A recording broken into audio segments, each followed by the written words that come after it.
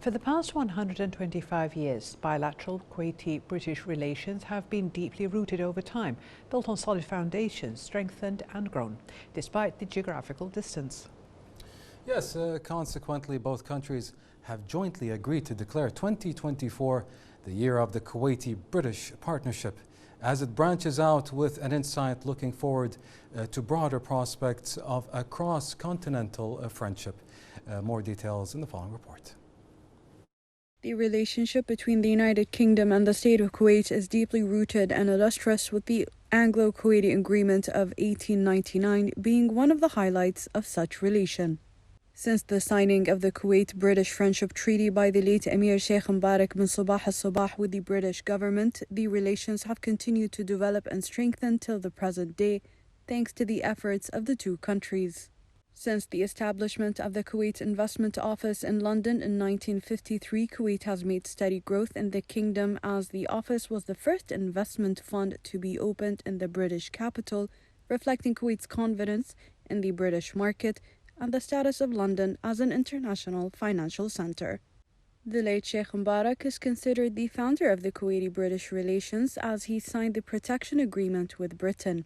The first point that I should draw out is 1899 with the Anglo-Kuwaiti Agreement, which we often refer to as the Friendship Agreement.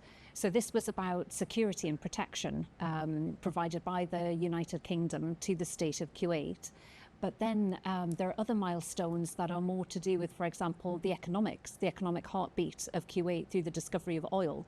In 1938, that was with the help of some British petroleum companies who did a lot of exploration work. 1990, 1991, I think because of the recent timing, a lot of people's thoughts and memories have been focused on the Iraq invasion and then on the subsequent liberation of Kuwait, which of course the UK, amongst other allied forces, played an important role in. And then if we zoom much closer to today, 2012, we had a state visit where the then Emir Sheikh Sabah travelled to the UK.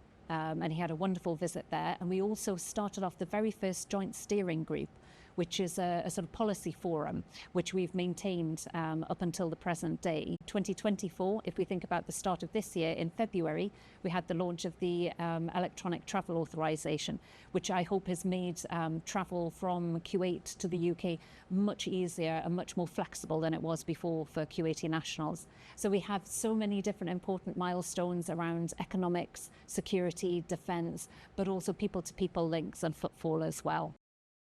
And the kiosk of Grand Mbarak al-Sabah is one of the country's landmark buildings in Al-Mubarakiyah that documents an important historical period of time and the era of Sheikh Mbarak al-Sabah. The two-story building was used by Sheikh Mbarak as an office to run the country's daily affairs during his time of rule from May 1896 until his demise in 1915. After the passing away of Sheikh Mbarak, the kiosks were used for other purposes, such as an office for the municipality. Moreover, the UK remained steadfast in supporting Kuwait's security and freedom, clearly revealed in 1990 when Britain denounced the Iraqi invasion of Kuwait and took part in operations to restore Kuwait's legitimacy and sovereignty to its rightful owners in 1991.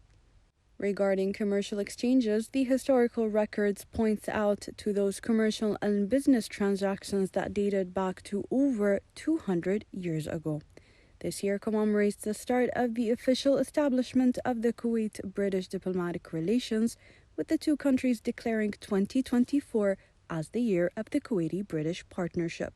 As we look on to the future, both nations are eager to enhance current and future cooperation through high-level visits, events, initiatives, including cultural exchanges and educational programs. And both our respective governments are committed to continuing to broaden and deepen our friendship, ensuring that the special ties between our two peoples continue to grow for another 125 years.